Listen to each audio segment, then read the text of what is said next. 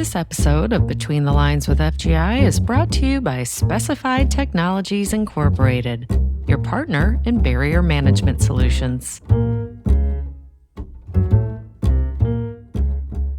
The thing about acoustics is that you can design for it. You don't want to put the MRI next to some space that's quiet. You probably shouldn't have a piece of equipment that creates a lot of vibration right next to a lab where you need magnification. Maybe you can't control every situation, but there are so many other situations where you can control it. It really is an important thing to design into buildings. Welcome to Between the Lines with FGI, a podcast brought to you by the Facility Guidelines Institute. In this podcast series, we invite you to listen in on casual conversations related to health and residential care design and construction.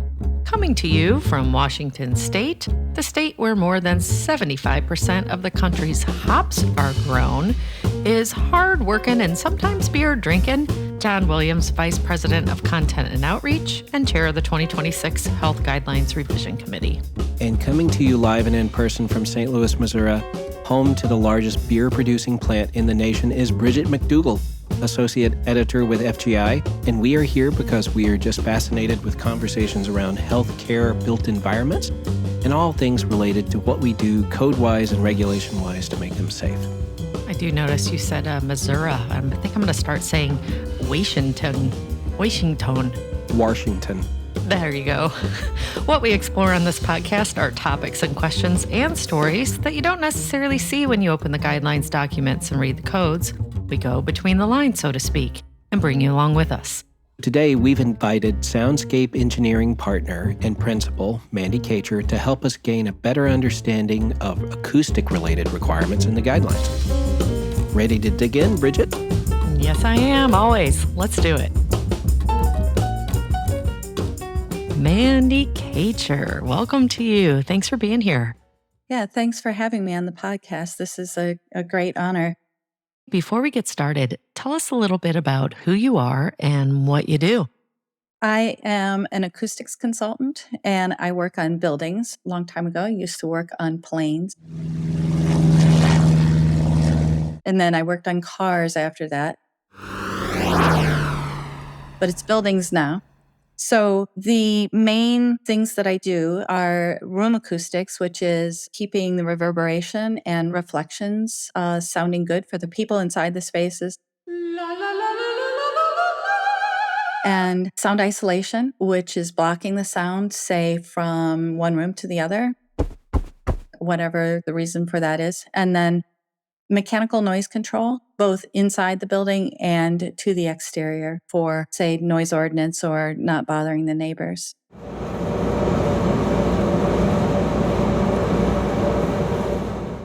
Generally, studies inside of healthcare facilities have shown that average noise levels at night on hospital wards can far exceed what's recommended, which I think is around the 30 decibel level, at least recommended by the World Health Organization. And sometimes even in ICU settings, those sound levels can be as high as 103. So I guess that's during an alarm cycle or something like that. And before we talk about mitigating the noise, can you help give folks an idea of the sources of noise that we're talking about that you would expect to see in a healthcare environment? Sure. A lot of them are from the staff or from the equipment that they have to use. But we're concerned at FGI about the building itself and trying to make the environment as good as possible for all of the users in the space. So that would entail putting absorptive surfaces in such that the sound reflection, it doesn't build up in the space, that conversations don't echo down the hall, disturbing many patients instead of maybe just the one patient that's trying to listen to the nurse speaking. And then, of course, sound isolation so that if you have a private conversation in one room, the people in the next room aren't hearing it, or maybe they're trying to sleep and they can't because they hear voice. You know, it's interesting. I read a few papers, one of them you co-authored, about folks are reluctant to disclose information about their health or how they got there if they think that other patients can hear them. Yes, that's absolutely correct. especially in smaller towns. That the one study had where they knew the person next to them in the ER and didn't disclose all of the possible things that the doctor could use for diagnostics because they were afraid that the neighbor would hear.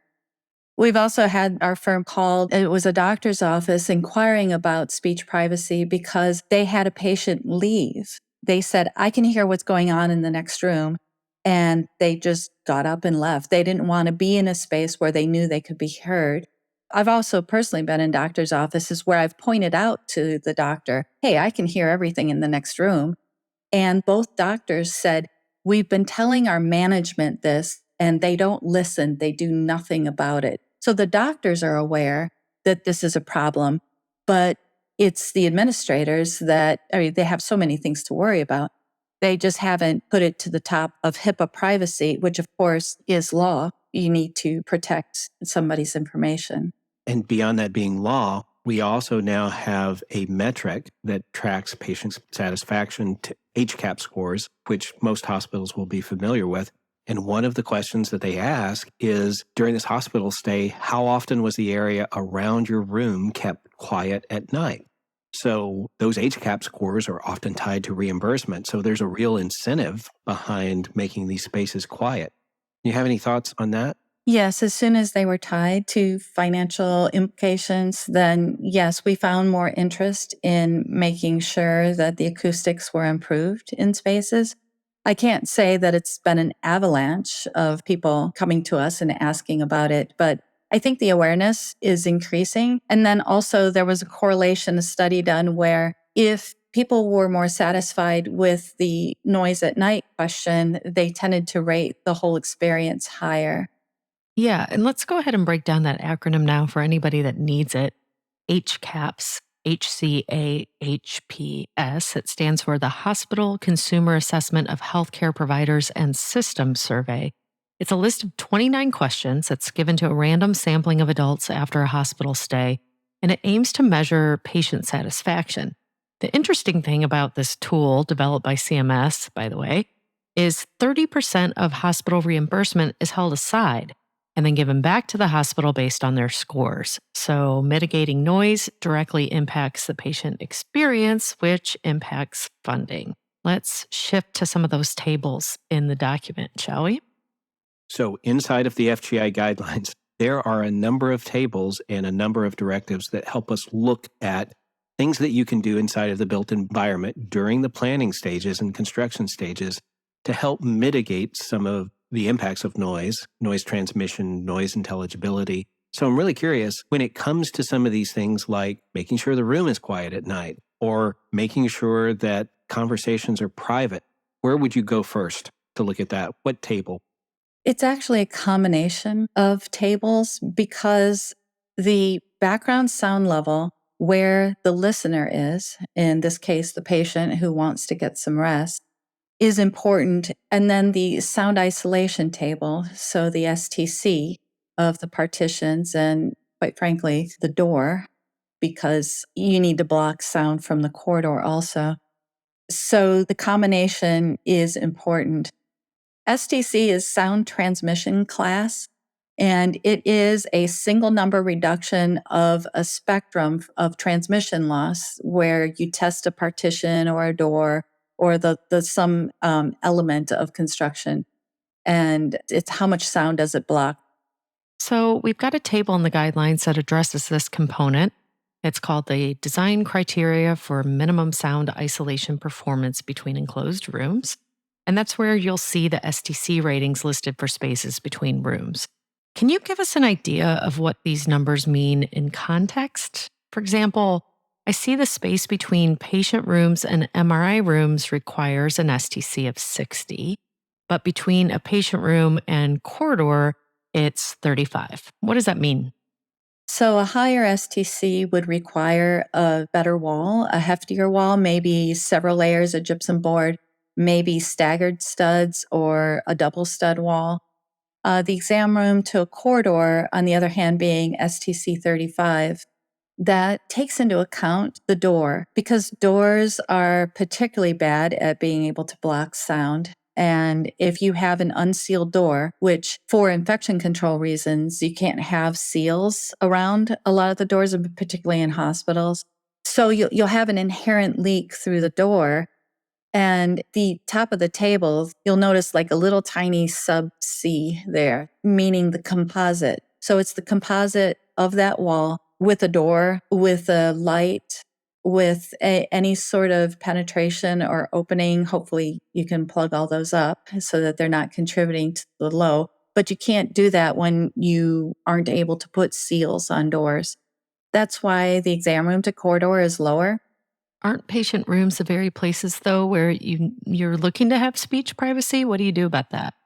So when you're trying to block sound or give that patient improved speech privacy because of the low STC rating on doors, you have to ideally provide a different means, and that would mean raising the background sound level. Sound masking system would be a good way to do that because it adds broadband sound that people are kind of familiar with accepting. It tries to mimic to some extent HVAC sound and concentrated in the speech frequencies so that it makes it harder to hear the sound that is coming out of that room. Now you can put sound masking in the patient rooms also, and then that smooths out the transient sounds that are occurring outside of the room. This is a contested thing. Europeans think that this is not a good way to do it, that you should just reduce the sound overall.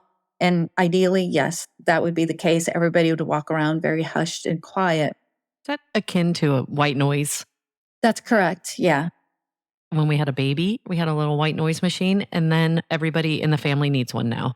And I've got a little travel one. Once you go sound masking, you can't unsound mask yourself, it turns out. Yeah, some people like it very much, and it's very helpful, again, to get rest and sleep and distraction reduction. But some of the maybe not as sophisticated hearing aids will amplify all sounds. And that's why you hear people with hearing assistance complaining about that they can't go to a restaurant and converse very effectively. And that's because of all the background sound coming at them from all directions. The other thing I guess I'd like to point out about the table is that you have to be very careful about what, let's say, stud gauge that you're using, because the different stud gauges affects the STC rating. So stiffer studs will transmit more sound through the wall. And some of the historical data had always been to the advantage of how can we make this wall the best acoustically. So you put 25 gauge studs, 24-inch on center, and you come up with a wall, one layer gypsum board each side, 5A, say type X, with insulation in the middle, somewhere in the high 40s. But as soon as you start using lightweight gypsum board and you put the studs 16-inch on center, and now they're 20 gauge because nobody wants to deal with all the problems of installing 25 gauge, now you've got a wall that's in the low 40s. So you've really degraded the ability of that wall to block sound. And you need to be careful on what data set you're using. And you have to make sure that whatever you're specifying is what will actually be installed in the field. So these sound levels and STC ratings, how do you check them? Well, if the owner would like commissioning done, or if they hire an acoustics consultant during the design stage, then they would come out after the walls have been sealed up, doors are installed. You could actually do a test to see how things are performing. We recently did that on a classroom building. You could, for speech privacy, do a quick and dirty test and just recreate the environment that it'll be used under. So put somebody in one room where somebody's hard of hearing, act like that. And the doctor's talking loud to try to get across the idea so that people can hear them, what they're saying. And then have this person listening in the next room. Is it blocking the sound? Can you hear some words? Can you hear everything? So that would kind of be an indication of whether or not you're complying with HIPAA. Let's consider another table. We have another table, 1.2-4, minimum design room average sound absorption coefficient. Say that 3 times fast. Yeah, right. This is a different metric. How is that different from STC, and how does that contribute to this intelligibility or noise transmission equation? Right. So sound absorption is the quality of a material to reduce the energy the acoustic energy that's incident upon it. Probably the easiest way to think about it is a soft surface versus a hard surface. Hard surfaces tend to reflect sound, and soft surfaces tend to absorb sound. In a healthcare setting, absorption can be an issue because of, again, infection control and worrying about biologically growth, or I don't know how to say. We just say the ooey gooey grody stuff. Yeah, right. Yeah. Nowadays, there are products that are specifically made for healthcare environments that are cleanable. So some of the issues for infection control are addressed through that, even bleach cleanable, some fabrics. And that's how hopefully more of these materials will get introduced. There's also membrane absorbers that are wipeable. They tend to not be as useful acoustically because they're not as broadband. They don't absorb sound over a larger frequency range. But these things are possible for healthcare settings. As acoustics consultant, we look at the entire spectrum. But in this particular case, we're concerned with speech in a hospital. And so we're looking at this design coefficient being in the speech range. And it's an average over all the surfaces. There are healthcare facilities that will have carpet, but most of the time the flooring is hard. And so that comes into the factor. But if you have a very absorptive ceiling, then that averages with the hard floor and you're coming up with these average absorption coefficients. Of course, you have to include the walls also. So, from layman's terms, looking at the table, I can see that telemedicine rooms and waiting areas have a slightly higher design coefficient than the rest of the things in the table, with the atrium being the lowest. So I would guess that the atrium is kind of the loudest space, but you want to have the quietest space be your telemedicine rooms and waiting areas. Is that right? Yeah, I wouldn't describe it necessarily as quietest and loudest. It's the most reflective or the least important for speech. So an atrium is not so important because it's mostly people walk through it. They don't stay there. Maybe they're having a conversation with somebody, but it's a small distance and they can hear. You're not doing major presentations in the atrium. That's a highly reflective space. For waiting areas, the absorption coefficient is high. Maybe there are a lot of people talking in the waiting room, and you don't want that sound propagating down to the patient rooms and disturbing them. So you're trying to absorb as much energy locally as you can. In the telemedicine room, it's for speech clarity. So when you're talking, somebody can understand what you're saying and you're not getting a lot of reflections off of the walls. If you do have multiple people in that telemedicine room, you don't want to have the conversations from the other individuals bouncing into your conversation. So that's why the absorption coefficient is higher. So the higher the coefficient, the more sound is being absorbed. Can we talk about something that happened last cycle? So this is reflective in the 2022 documents. So the same table, which exists in hospital, outpatient, and residential, if you were to open all of them in all three documents, you're going to see slightly different numbers. And some of that is because of the way that the specific document groups voted on proposals, right? So we've got in the hospital document, a lot of these spaces are at 0.15. Corridors, medication safety zones, nurse stations, that kind of thing, procedure rooms. But then in the outpatient document, those are at 0.20. Can you weigh in on that at all? Yeah, the increase doesn't seem like a lot, but because we're averaging it over all the surfaces, it actually is a substantial increase. So if you've got a corridor where you've got a hard floor and hard walls, then an increase of 0.05 in the design coefficient, it's significant. And you'll be able to hear a difference. Again, maybe keeping sound from propagating down the hall and disturbing less people.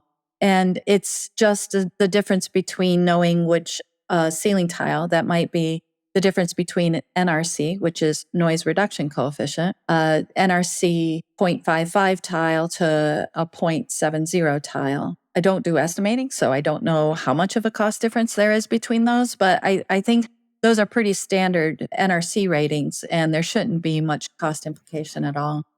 So it's possible that we're talking about a small cost difference, but we're talking about a much greater increase in speech intelligibility. That's correct. Yeah, it depends on what the application is. It could improve speech intelligibility. It can reduce disturbance, again, from the sound propagating where it shouldn't be going. Just curious about the table for exterior noise class. And I imagine that this is exterior noise class that you would look at during design of a brand new facility or maybe feasibility testing on buying an existing facility. Can you talk about how exterior noise class factors in and what we're trying to do there in the guidelines? Is this the exterior ambient sound with design criteria for sound isolation of exterior shell and new construction? Is it that table? It's that table. Again, man, we got the names on the tables, but yeah, break that table down for us, Mandy. Sure, this table is just trying to block out sound that could be distracting to patients or residents, depending on which volume you're talking about.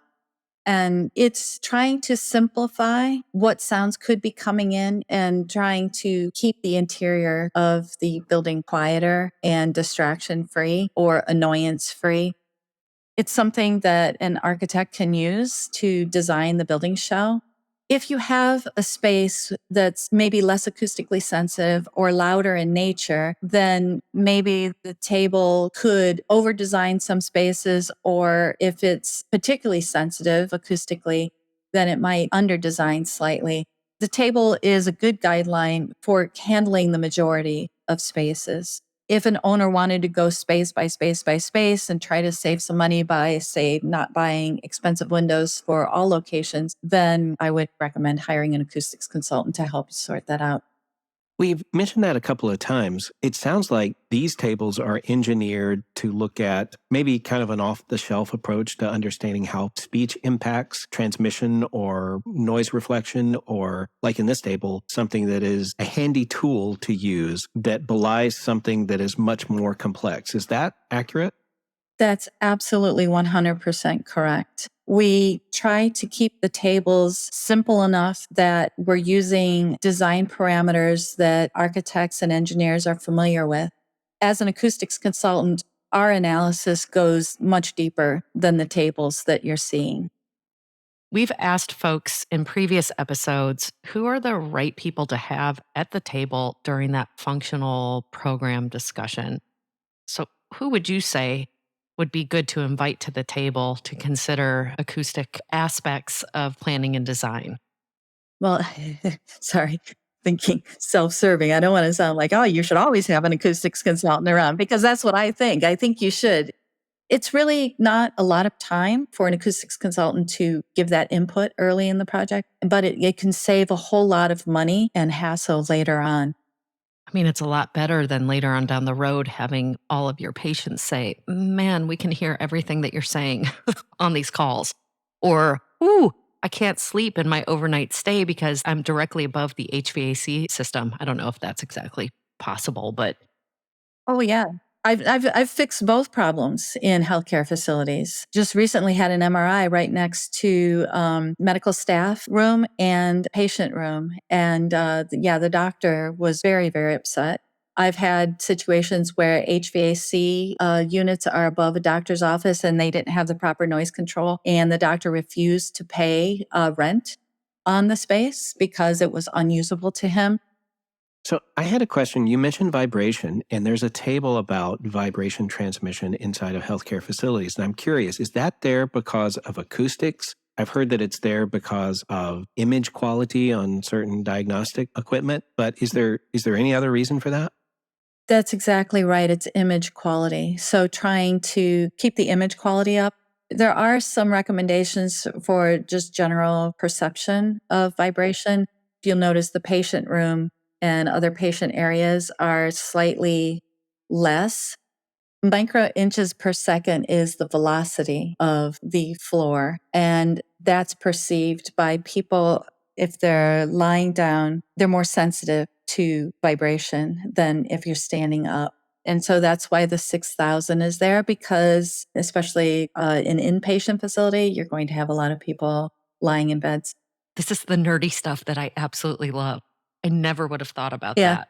And one other comment about, if you look at the residential edition, the vibration table in there it takes on a much different flavor. And that's more in impulse insulation class, IIC. And the reason it's different there is that's in building codes. So IIC is how vibration is classified there. And you don't have any of these imaging issues in residential. You don't have Right. the MRIs suspended on the second floor of a assisted living facility necessarily. Correct. Yes. Mandy, when I first started out, and admittedly this was many years ago, and I wasn't focused on acoustics, there were a couple of acronyms that you needed to know. You needed to know sound transmission class, sound pressure level, NRC, CAC was just coming on board. Now there are so many different characteristics. Why is that? Was I just not aware of those back in the early 90s? Or are we learning more about acoustics and the things that we need to track? Probably a little bit of both. Maybe some of the terms that have come to the surface is they're trying to more accurately describe what is happening. As you mentioned earlier, acoustics is a very complex topic, and trying to encompass everybody's perception and trying to characterize how a space should be designed is a difficult task if you're just reducing it to these numbers. So some of them have probably become more familiar or fallen into more use because of, say, speech privacy concerns, maybe directly related to HIPAA, or people realizing that this is an issue.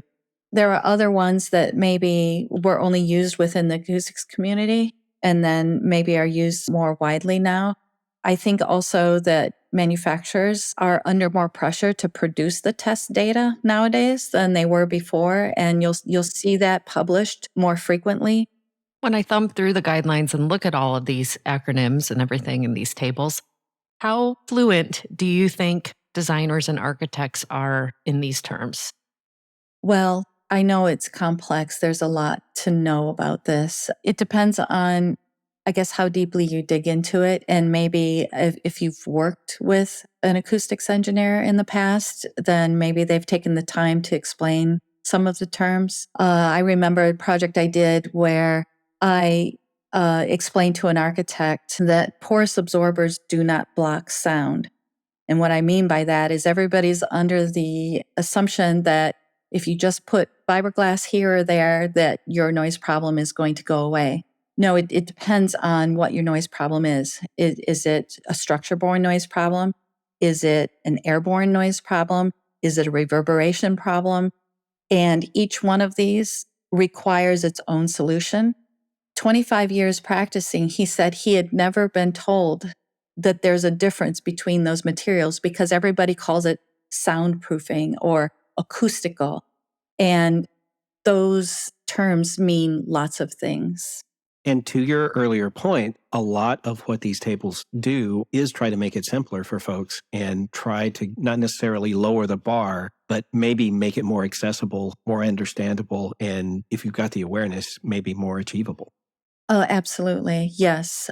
We are so thankful that we were able to expand on the historical. There was only an STC chart for many, many, many years in the FG guideline. And then when we were invited to expand upon that and get all of these tables in, I think it helps everybody, especially the end users and the owners and the patients, to have a better acoustic environment, just so much more healing and less stressful to work in. We're very thankful that these are in there. If we can try to get our complex topic across to more people, even if the terms aren't perfect and these simplifications aren't describing the entire picture, it's way better off than we were before. What are some of the biggest mistakes that you see out there from folks that are just not acoustic savvy when it comes to building patient care spaces? Oh, there's so many different mistakes that can be made. Really? Yeah. So you've got sound isolation mistakes, you've got room acoustics mistakes, you've got HVAC mistakes. Over the years, yeah, we've seen them all, really. What's the easiest thing to avoid? Yeah, there's the question. What's the easiest thing to avoid when building spaces? I think that getting the structure part, the walls correct, is more important than, say, getting the acoustics within a space because you can always add wall panels.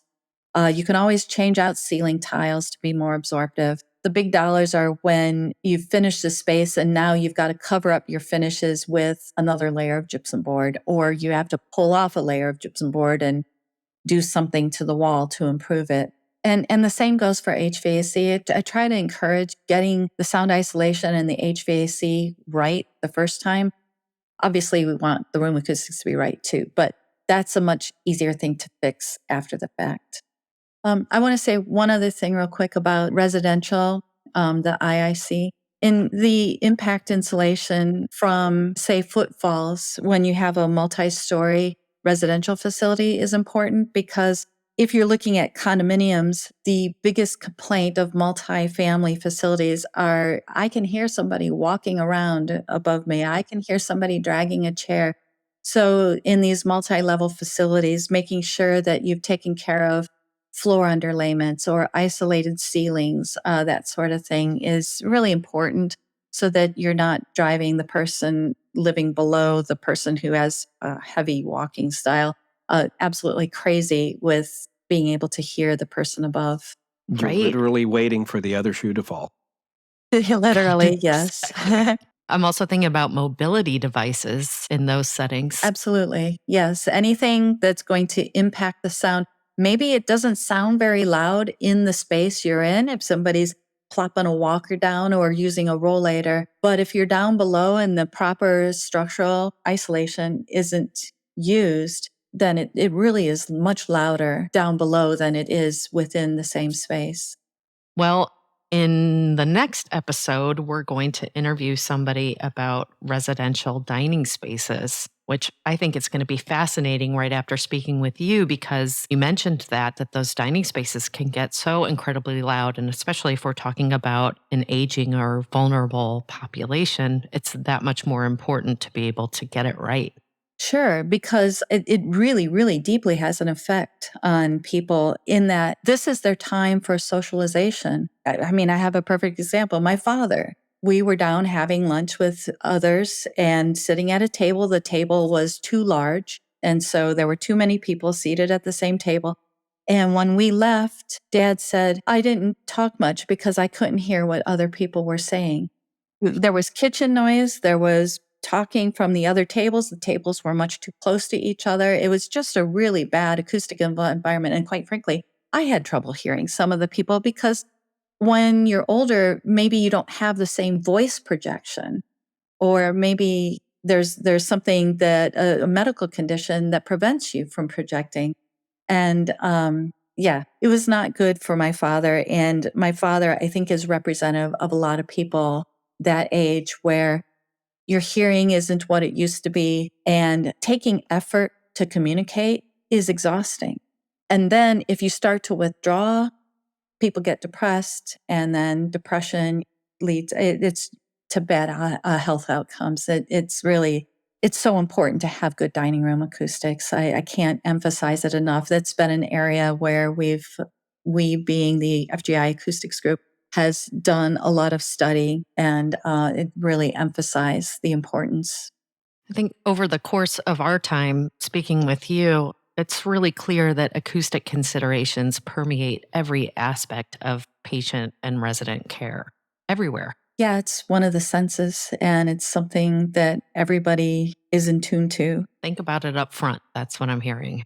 Oh, absolutely. And again, getting an acoustics engineer in on the project early can help guide some of the decisions. Maybe we're not doing a lot of work up front on a project, but just the input early on in the project can save a whole bunch of effort and money down the road.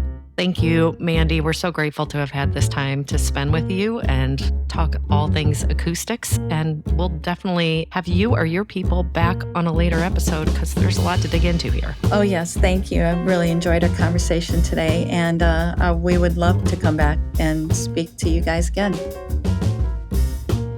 Thanks for joining us for another episode of Between the Lines with FGI. Do you have an idea for an episode or a question that you'd like us to answer?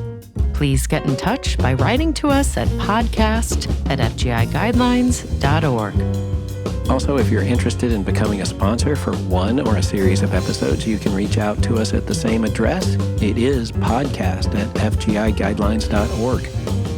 Many thanks to Neil Kane and the Neil Kane Trio for the use of his song, Skip to My Lou. You can find it on the album of the same name. Listen to that bass, y'all.